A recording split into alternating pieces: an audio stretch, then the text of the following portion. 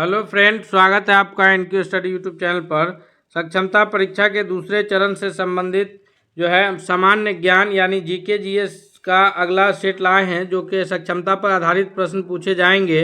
आइए बिना देर किए हुए चलते हैं, हम लोग एक एक महत्वपूर्ण प्रश्नों को देखते हैं। पहला प्रश्न है हमारे स्क्रीन पर कि नोबेल पुरस्कार अल्फ्रेड नोबेल के नाम से शुरू हुआ जिन्होंने खोज की थी। यानी नोबेल पुरस्कार अल्फ्रेड नोबेल के नाम से जो मिलता है, तो इन्होंने किस चीज़ की खोज की थी? तो अल्फ्रेड नोबेल के द्वारा जो खोजा गया है वह डायनामाइट, यानी डायनामाइट के आविष्कारक के रूप में अल्फ्रेड नोबेल जाने जाते हैं। ऑप्शन नंबर डी सबसे सही जवाब होगा। अगले प्रश्न की ओर बढ़ते हैं, देखते हैं अगला प्रश्न कौन सा है। तो क्वेश्चन नंबर दूसरा है कि एक्सरे की खोज किसने किया था? एक्सरे की आविष्कारक कौन है? तो एक्सरे जो आज के डेट में मेडिकल साइंस का एक अहम यह है, किसी भी फ्रैक्चर की जांच के लिए जो है एक्सरे कराया जा रहा है। तो एक्सरे के जो आविष्कारक हैं जिन्होंने एक्सरे की खोज किया है वह है रॉन्टजन, यानी ऑप्शन नंबर बी इसका करेक्ट आंसर होगा। जब यह प्रैक्टिस लैब में ये कर रहे थे तो इन्हें एक ऐसी किरण मिली जो कि अपारदर्शी वस्तुओं को भी पार कर जा रही थी। तो इन्हें समझ में नहीं आया कि यह कौन सी प्रकाश की किरण है जो अपारदर्शी वस्तु को भी पार कर जा रहा है। तो इन्होंने उस किरण का नाम एक्स किरण रख दिया और आज भी वही किरण का नाम एक्सरे है, रॉन्टजन जो है। तो ये एक्सरे का काम क्या है कि अपारदर्शी वस्तु को पार कर जाता है, इसीलिए हमारे शरीर के किसी भी अंग में अगर कोई फ्रैक्चर होता है तो आसानी से एक्सरे के जरिए पता लगाया जा सकता है, जिसकी खोज रॉन्टजन महोदय के द्वारा किया गया है। अगला प्रश्न है, क्वेश्चन नंबर तीसरा है कि इलेक्ट्रॉन सूक्ष्मदर्शी का आविष्कार किसने किया था? यानी इलेक्ट्रॉन माइक्रोस्कोप के आविष्कारक के रूप में कौन जाने जाते हैं? नोल और रुस्का है, रॉबर्ट कोच है, लीवेनहॉक है, या फिर सीपी स्वानसन है।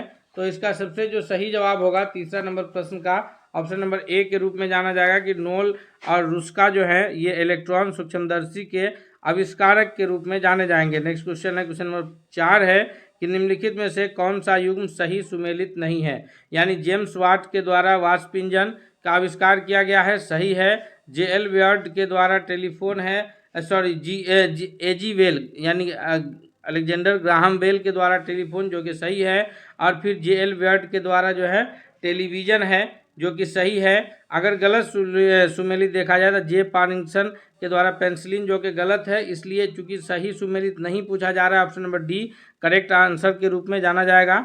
अगला प्रश्न है, क्वेश्चन नंबर 5 है कि कंप्यूटर के जनक समझे जाते हैं, यानी कंप्यूटर का आविष्कार कौन किए हैं? तो इसके लिए जो सबसे सही जवाब है 5वां नंबर प्रश्न के लिए वह है Charles Babbage. Option number A सही उत्तर होगा। दोस्तों, हम एक एक महत्वपूर्ण प्रश्न को इसमें कवर करेंगे, इसलिए आपसे रिक्वेस्ट है कि आप अगर हमारे चैनल पर नए हैं तो जरूर सब्सक्राइब कर लीजिएगा और वीडियो पसंद आ रहा है तो लाइक करते हुए दोस्तों के बीच भी शेयर कीजिएगा। चलते हैं अगले प्रश्न की ओर। 6 नंबर प्रश्न है कि मंडाना लोक कला शैली का संबंध किस भारतीय राज्य से है? यानी जो मंडाना लोक कला है, 6ठा नंबर प्रश्न का सबसे करेक्ट आंसर क्या होगा? तो यह लोक कला जो है राजस्थान राज्य का है, यानी ऑप्शन नंबर ए इस प्रश्न का सबसे करेक्ट आंसर है। नेक्स्ट क्वेश्चन की ओर बढ़ते हैं। क्वेश्चन नंबर 7 है कि अर्जुन पुरस्कार किस क्षेत्र में उत्कृष्टता के लिए प्रदान किया जाता है? यानी अर्जुन पुरस्कार किस क्षेत्र में दिया जाने वाला पुरस्कार है? तो अर्जुन पुरस्कार जो है वह खेल कूद के क्षेत्र में दिया जाने वाला सबसे महत्वपूर्ण पुरस्कार है। ऑप्शन नंबर सी जो है वह करेक्ट आंसर होगा 7वां के लिए। और राष्ट्रीय खेल दिवस जो है वो 29 अगस्त को, याद रखिएगा, मेजर ध्यानचंद के जन्म दिवस के अवसर पर मनाया जाता है। अगले प्रश्न की ओर बढ़ते हैं, हम लोग देखते हैं 8वां नंबर प्रश्न क्या है। तो हॉकी का जादूगर किसे कहा जाता है? हॉकी का जादूगर जो है वह मेजर ध्यानचंद जी को कहा जाता है, यानी ऑप्शन नंबर सी इसका सबसे करेक्ट आंसर होगा। और इन्हीं के जन्म दिवस पर जो है राष्ट्रीय खेल दिवस के रूप में भारत में मनाते हैं। ऑप्शन नंबर सी इसमें सबसे करेक्ट आंसर है। और एक और प्रश्न याद रखिएगा कि जो पहले राजीव गांधी खेल रत्न पुरस्कार दिया जाता था, अब उसका नाम भी बदल करके मेजर ध्यानचंद खेल रत्न पुरस्कार किया गया है। अगले प्रश्न की ओर बढ़ते हैं हम लोग। क्वेश्चन नंबर 9 है कि विश्व स्वास्थ्य दिवस कब मनाया जाता है? जी, इसका सबसे सही जवाब क्या होगा? विश्व स्वास्थ्य दिवस जो है 1 अप्रैल, 4 अप्रैल, 7 अप्रैल या फिर 11 अप्रैल। तो इसका करेक्ट आंसर है ऑप्शन नंबर सी कि 7 अप्रैल को मनाया जाता है। दोस्तों, अगर आप इस प्रश्न का उत्तर कर पा रहे हैं तो आप भी कमेंट करके बता सकते हैं पहले, और अंत में आप जरूर बताएंगे कि इनमें से कितने प्रश्न को आप सही कर पाए हैं।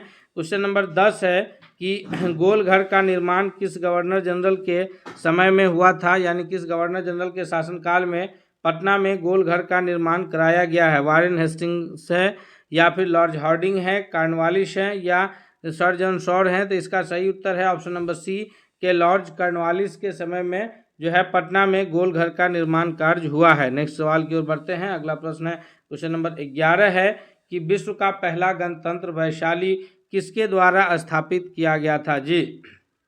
तो विश्व का जो पहला गणतंत्र है वैशाली में स्थित है। यह मौर्य साम्राज्य, लिच्छवी, गुप्त या नंद वंश के द्वारा स्थापित किया गया है। इसका जो सबसे सही जवाब है कि जो वैशाली में जो गणतंत्र पहला गणतंत्र स्थापित है यह लिच्छवी गणराज्य के द्वारा स्थापित किया गया था। ऑप्शन नंबर बी जो है वह करेक्ट आंसर होगा।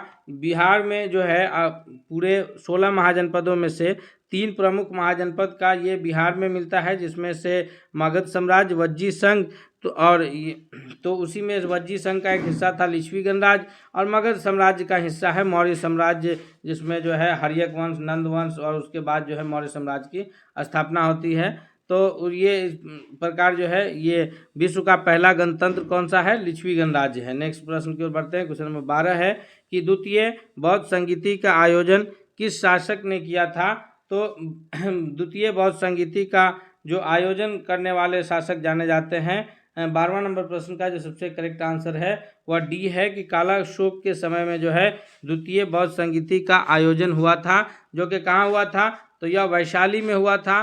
तृतीय बौद्ध संगीति का आयोजन जो है यह पाटलिपुत्र में हुआ है, जो कि उस वक्त जो शासन था वो अशोक महान या फिर अशोक मौर्य, कहिए कि अशोक मौर्य के शासनकाल में तीसरा बौद्ध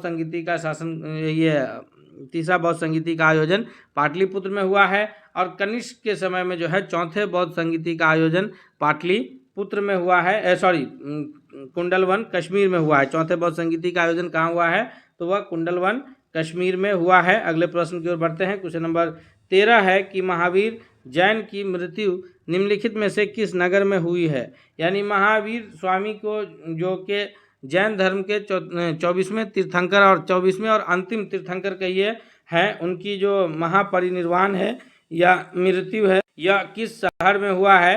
तो इसका जो सबसे करेक्ट आंसर है वह है 13वां का ऑप्शन नंबर सी के पावापुरी में हुआ है। अगले प्रश्न की ओर बढ़ते हैं हम लोग। नेक्स्ट क्वेश्चन देखते हैं। क्वेश्चन नंबर 14 है कि शहीद दिवस किस दिन मनाया जाता है। शहीद दिवस जो है वह 30 जनवरी, 13 फरवरी, 15 मार्च या फिर 22 अगस्त को मनाया जाता है।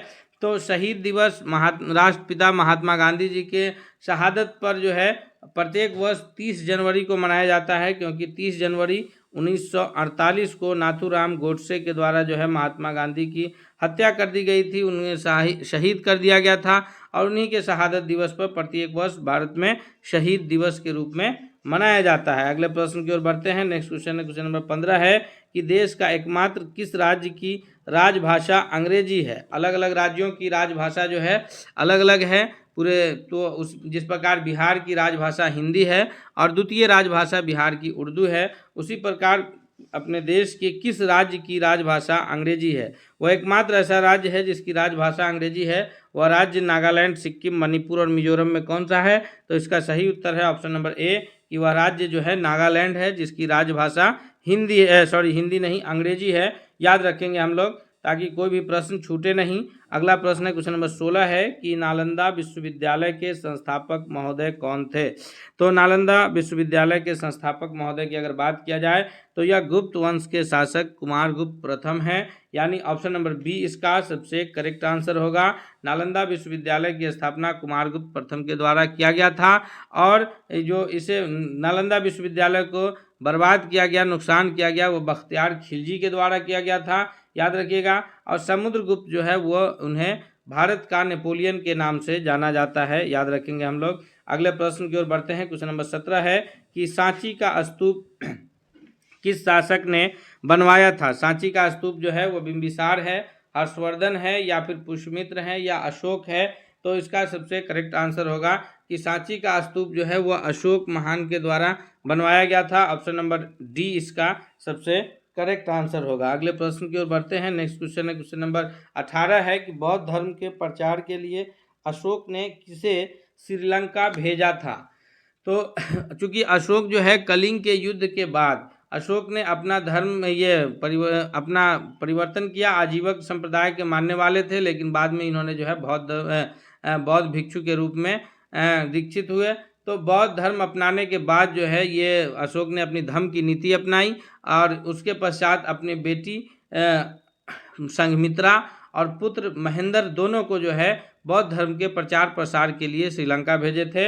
यानी महेंद्र और संघमित्रा दोनों, ऑप्शन नंबर डी जो है इसका करेक्ट आंसर हो जाएगा। महेंद्र इनके पुत्र हैं और संघमित्रा इनकी पुत्री हैं। नेक्स्ट सवाल है, क्वेश्चन नंबर 19 है कि चंद्रगुप्त मौर्य ने अपने अंतिम दिनों में किस धर्म के अनुयायी बन गए थे। तो चंद्रगुप्त मौर्य जो है अपने मौर्य साम्राज्य के संस्थापक हैं, जो नंद वंश के स्थान पर उन्हें हरा करके कौटिल्य के मदद से मौर्य साम्राज्य की स्थापना किए थे। लेकिन अपने अंतिम समय में जो है वो जैन अनुयायी हो गए थे और वो जो है जैन मुनि के साथ श्रवण बेलगोला जो कि कर्नाटक राज्य में स्थित है वहाँ चले गए थे। यानी अपने अंतिम दिनों में वो जो चंद्रगुप्त मौर्य जो है वह जैन धर्म के अनुयायी हो गए थे। 19वां का ऑप्शन नंबर ए सबसे सही जवाब है। नेक्स्ट सवाल है, क्वेश्चन नंबर 20 है कि निम्नलिखित में कौन प्रार्थना समाज से संबंधित नहीं है। यानी प्रार्थना समाज से संबंधित नहीं है। महादेव गोविंद रनाडे जी हैं, या जिन्हें याद रखिएगा महादेव गोविंद रनाडे जी को जो है ये महाराष्ट्र का सुकरात भी कहा जाता है, याद रखेंगे हम लोग। उसके अगला कुछ है कि ज्योतिबा फूले हैं, या एनजी चंदावरकर है, या फिर आरजी भंडाकर है। तो इसका करेक्ट आंसर है 20वां नंबर प्रश्न का ऑप्शन नंबर बी की ज्योतिबा फूले जो है वो प्रार्थना समाज से संबंधित नहीं है। क्वेश्चन नंबर 21 है कि रिहंद बांध किस राज्य में स्थित है। तो रिहंद बांध जो है यह अपने पड़ोसी बिहार के पड़ोसी राज्य उत्तर प्रदेश में स्थित है, अर्थात ऑप्शन नंबर बी जो है इसका सबसे करेक्ट आंसर है 21वां नंबर प्रश्न का। नेक्स्ट क्वेश्चन की ओर बढ़ते हैं। क्वेश्चन नंबर 22 है कि निम्नलिखित में से जनता के द्वारा प्रत्यक्ष रूप से निर्वाचित सदन कौन सा है। तो अगर हम लोग इस सदन की बात करें कि जो जनता के द्वारा जहां प्रतिनिधि प्रत्यक्ष रूप से चुन करके आते हैं तो वह सदन है लोकसभा, जिसमें जनता के द्वारा प्रत्यक्ष रूप से चुने हुए प्रतिनिधि आते हैं। लोकसभा का कार्यकाल 5 वर्ष का होता है। प्रत्येक 5 वर्ष पर जो है इसका विघटन होता है और उसके पश्चात जो है अगले ये चुन करके आते हैं। पूरे 543 जो है लोकसभा के ये पूरे भारत से 543 लोग चुन करके पहुंचते हैं सदन में, और ये जनता के द्वारा डायरेक्ट चुने जाते हैं। इनमें जो उम्र सीमा रखी गई है कि सबसे कम उम्र है वह है 25 वर्ष। 25 वर्ष से कम उम्र का व्यक्ति जो है लोकसभा का सदस्य नहीं बन सकता है। वहीं अगर राज्यसभा की बात की जाए तो राज्यसभा में जो है चुन करके आते हैं वो डायरेक्ट नहीं आते हैं, अप्रत्यक्ष ढंग से आते हैं, जनता के चुने हुए प्रतिनिधि उन्हें चुनते हैं। नेक्स्ट सवाल है, क्वेश्चन नंबर 23 है कि भारतीय संविधान के किस अनुच्छेद में लोकसभा के गठन के संबंध में प्रावधान किया गया है। 23वां नंबर प्रश्न का जो सबसे सही उत्तर है वह है ऑप्शन नंबर सी के अनुच्छेद 81 में भी है और अनुच्छेद 331 में भी है। यानी इस दोनों अनुच्छेद में जो है वह लोकसभा के गठन से संबंध में प्रावधान है। अगला प्रश्न है, क्वेश्चन नंबर 31 है कि 31वें संविधान संशोधन अधिनियम के द्वारा लोकसभा की अधिकतम सदस्यों की संख्या कितनी निर्धारित की गई है। जी, 31वां जो संविधान संशोधन अधिनियम है उसके तहत लोकसभा में मैक्सिमम जो सदस्यों की संख्या है वो 545 है। हालांकि अधिकतम सदस्यों की संख्या 552 हो सकती है, लेकिन निर्वाचित होने वालों की संख्या 545 है और उसमें से 543 जो है वो जनता के द्वारा डायरेक्ट चुन करके आते हैं और जनता उन्हें वोट करके हर 18 वर्ष से अधिक उम्र के भारतीय नागरिक जो है उसे वोट करने का अधिकार प्राप्त है और वो चुन करके अपने प्रतिनिधि के रूप में 543 को अलग अलग राज्य और केंद्र शासित प्रदेशों से भेजते हैं। 2 सदस्य को जो है राष्ट्रपति महोदय के द्वारा एंग्लो इंडियन समुदाय के मनोनीत किए जाते थे, लेकिन अब उन्हें जो है 104वें संविधान संशोधन के द्वारा जो बात अनुच्छेद 331 में वर्णित था कि 2 एंग्लो इंडियन समुदाय के सदस्य को राष्ट्रपति मनोनीत करेंगे, उसे 104वां संविधान संशोधन के द्वारा शून्य कर दिया गया है। यानी अब राष्ट्रपति जो है वो 2 सदस्यों को मनोनीत नहीं करते हैं। याद रखेंगे पहले करते थे 543 प्लस 2 एंग्लो इंडियन समुदाय के लोग होते थे, लेकिन अब जो है जो 2020 में 104वें संविधान संशोधन के द्वारा उसे शून्य कर दिया गया है। नेक्स्ट प्रश्न की ओर बढ़ते हैं। क्वेश्चन नंबर अगला 25 है, देखते हैं 25वां नंबर प्रश्न। 25वां नंबर प्रश्न है कि वर्तमान लोकसभा में प्रत्येक राज्य के लिए स्थानों का आवंटन कब किस आधार पर किया गया है। तो अभी जो वर्तमान लोकसभा में सीटों का ये है आवंटन है वह 1971 के जनगणना के आधार पर किया गया है और यह जो आवंटन रहना है यह 2026 तक रहना है, यानी 2026 के पश्चात जो है फिर से नए तरीके से आवंटन होगा। हालांकि उसके लिए प्रस्तावित है, जैसे बिहार में अभी अगर वर्तमान में लोकसभा के सदस्यों की संख्या देखी जाए तो यह 40 है, लेकिन प्रस्तावित के रूप में 61 है। तो ये 2026 के बाद प्रभावी होगा। 2024 का लोकसभा चुनाव जो है वह 1971 के जनगणना के आधार पर आवंटित जो है सीटों के आधार पर ही हो रहा है। Option number C correct answer होगा और ये 2026 के पश्चात इसमें जो है ये संशोधन होगा और जनसंख्या के आधार पर सीटों का बंटवारा होगा और सीटों की संख्या में बढ़ोतरी होगी, यानी क्योंकि जनसंख्या में वृद्धि हुई है इसलिए सीटों की संख्या में भी वृद्धि होगी। अगले प्रश्न की ओर बढ़ते हैं। क्वेश्चन नंबर 26 है कि लोकसभा के लिए प्रथम आम चुनाव किस वर्ष हुआ था। तो लोकसभा के लिए जो प्रथम सबसे पहले बार आम चुनाव हुआ है वह हम सभी जानते हैं कि 1947 में देश आज़ाद हुआ, 1950 में हमारा संविधान लागू हुआ, उसके पश्चात अंतरिम सरकार का जो गठन हुआ था उसी के आधार पर सरकारें चल रही थी, लेकिन 1952 में प्रथम बार पहली बार जो है वो लोकसभा के लिए आम चुनाव हुआ। ऑप्शन नंबर सी इसका सबसे करेक्ट आंसर के रूप में उत्तर जाना जाएगा। नेक्स्ट क्वेश्चन है कि लोकसभा चुनाव लड़ने के लिए इच्छुक व्यक्ति की न्यूनतम आयु क्या होनी चाहिए। तो हम अभी पीछे इस प्रश्न पर चर्चा किए हैं कि जो व्यक्ति लोकसभा का चुनाव लड़ने की इच्छा रखते हैं उनकी आयु कम से कम 25 वर्ष होना चाहिए। हालांकि मतदान करने के लिए आयु सीमा जो निर्धारित है वो 18 वर्ष है, लेकिन जो व्यक्ति लोकसभा के सदस्य के लिए निर्वाचित होना चाहते हैं तो वो 25 वर्ष के होंगे।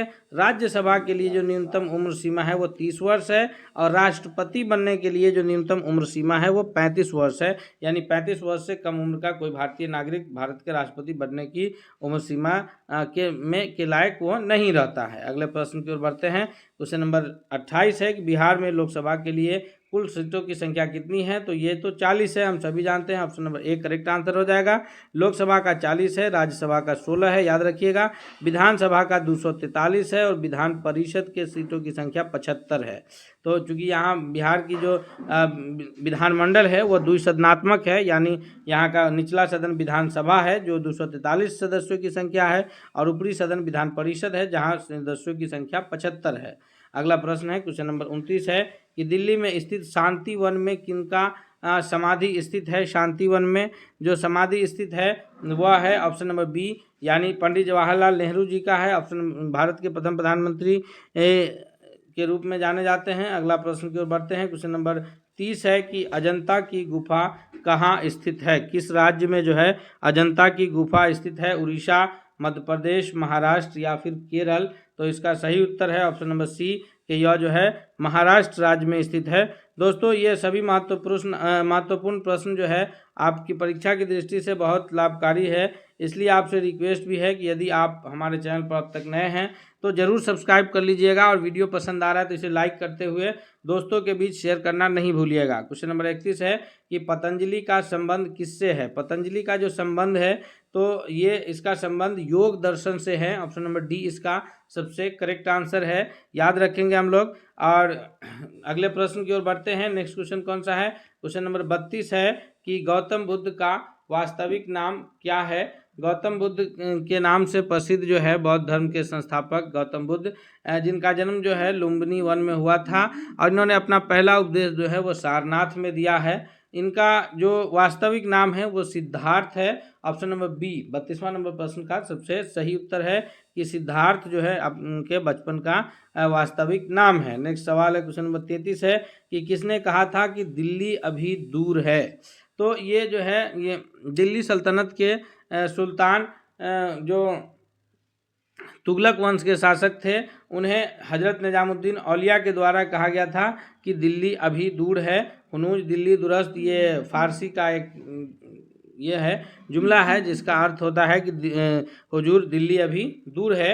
यह हजरत निजामुद्दीन औलिया के द्वारा कहा गया था, यानी ऑप्शन नंबर ए जो है वह सबसे सही उत्तर है। नेक्स्ट सवाल की ओर बढ़ते हैं। क्वेश्चन नंबर 34 है कि इनमें से कौन सा एक मिश्र धातु है। मिश्र धातु किसे कहते हैं, ये हम लोग ध्यान में रखें कि जब दो या दो से अधिक धातु को एक साथ मिला करके एक नया पदार्थ बनाया जाता है तो वह मिश्र धातु कहलाता है। वैसे धातु अधातु तो हम सभी जानते हैं कि जैसे लोहा है, एल्युमिनियम है, तांबा है, ये सभी धातु के श्रेणी में आते हैं जो ऊष्मा तथा विद्युत के सुचालक होते हैं और इन्हें पीट करके जो है पतला चादर बनाया जा सकता है, खींच के पतला तार बनाया जा सकता है। उसी प्रकार जब दो धातु को एक साथ मिला करके एक नया सामान बनाया जाता है उसे मिश्र धातु कहा जाता है। तो इसमें जस्ता जिंक जो है यह धातु है, एल्युमिनियम धातु है, लेकिन स्टील की अगर बात किया जाए तो यह क्या है, मिश्र धातु है, यानी दो या अधिक धातु के मिलकर बने हैं। क्वेश्चन नंबर 35 है कि प्लास्टर ऑफ पेरिस प्राप्त किया जाता है। प्लास्टर ऑफ पेरिस जिसका उपयोग जो है वह फ्रैक्चर हड्डियों को जोड़ने में किया जाता है तथा मूर्तियों को आकार बनाने में, जो मूर्तिकार लोग होते हैं अलग अलग ये की मूर्ति बनाते हैं उन्हें भी आकार बनाने में इसका इस्तेमाल करते हैं वो प्लास्टर ऑफ पेरिस का। और जो प्लास्टर चढ़ाया जाता है टूटे हुए हड्डियों को फ्रैक्चर के दौरान तो उसमें भी यही प्लास्टर ऑफ पेरिस का इस्तेमाल किया जाता है। इसे जो प्राप्त किया जाता है वो जिप्सम से किया जाता है, यानी ऑप्शन नंबर बी इसका सबसे करेक्ट आंसर है। नेक्स्ट सवाल है क्वेश्चन नंबर 36 है कि सूती और ऊनी रेशों में अंतर अगर हमें प्राप्त करना है तो उसे हम कैसे प्राप्त करेंगे।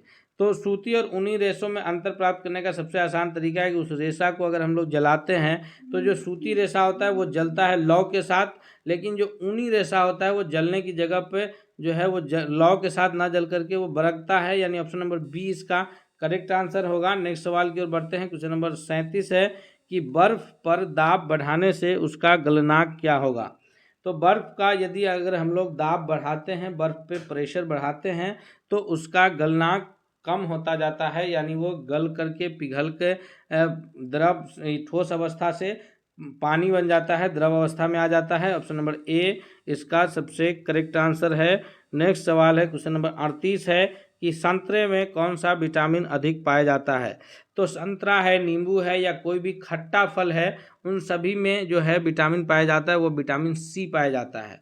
तो विटामिन सी संतरा, नींबू या किसी भी खट्टे फल में पाए जाते हैं, इसलिए ऑप्शन नंबर सी इसका सबसे करेक्ट आंसर होगा कि ये विटामिन सी का स्रोत कौन है, संतरा, नींबू इत्यादि। क्वेश्चन नंबर 39 है कि सूर्य उदय होते समय व डूबते समय लाल क्यों दिखाई देते हैं। तो सूर्य का दो प्रकाश की किरण जब पृथ्वी तक आती है तो रास्ते में कहीं निर्वात, कहीं मौसम जो है सघन, कहीं विरल माध्यम, अलग अलग प्रकार के माध्यम मिलते हैं और उन सभी माध्यमों में जो है सूर्य की प्रकाश के किरण का प्रकीर्णन होता है, जिस कारण जो है वो सूर्योदय के समय और फिर सूर्यास्त के समय उसका रंग लाल दिखाई देता है, वो प्रकीर्णन के कारण, यानी ऑप्शन नंबर डी इसका सबसे सही जवाब है। क्वेश्चन नंबर 40 है कि लोहे में जंग का लगना कौन सी एक प्रक्रिया है। तो लोहे में जो जंग का लगना है वह रासायनिक क्रिया है, यानी जंग लगने के पश्चात जो है पुनः वह वापस अपने पुराने रूप में नहीं आ पाता है, वो बर्बाद हो जाता है। Option number B correct answer है। दो प्रकार के परिवर्तन होते हैं, एक भौतिक परिवर्तन और एक रासायनिक परिवर्तन। तो भौतिक में क्या है कि जब अगर कोई चीज़ में बदलाव आता है तो फिर वह वापस अपने पुराने स्टेज में आ जाता है, वो भौतिक परिवर्तन है। जैसे रबर है तो उसे जो है खींच करके लंबा कर दिया जाता है, छोड़ने पर बाहरी बल जैसे उसे हटाते हैं वो पुनः अपने पुराने ये में वापस आ जाता है। लेकिन जो रासायनिक परिवर्तन है, जैसे दूध से दही का बनना, तो फिर दही से दूध नहीं बन पाएगा, बर्फ़ से पानी बनने पर पानी से बर्फ़ हो जाएगा, लेकिन जो है दूध से दही बन जाने पर दही से दूध नहीं बन पाएगा। तो ये रासायनिक प्रक्रिया है। उसी प्रकार लोहे में जंग का लगना भी जो है वह एक रासायनिक प्रक्रिया है। दोस्तों इस प्रकार हम लोग जो है 40 प्रश्नों को इस सेट में कंप्लीट किए हैं, जो कि आपके आने वाली परीक्षा की दृष्टि से बहुत ही लाभकारी साबित होगा। इसलिए आपसे रिक्वेस्ट है फिर एक बार चलते चलते कि अगर आप चैनल पर नए हैं तो जरूर सब्सक्राइब करके बेल आइकन को दबा लीजिएगा। साथ ही अगर यह वीडियो पसंद आ रहा है तो इसे लाइक करते हुए दोस्तों के बीच भी शेयर करना नहीं भूलिएगा। मिलते हैं अगले सेट के साथ, तब तक के लिए धन्यवाद।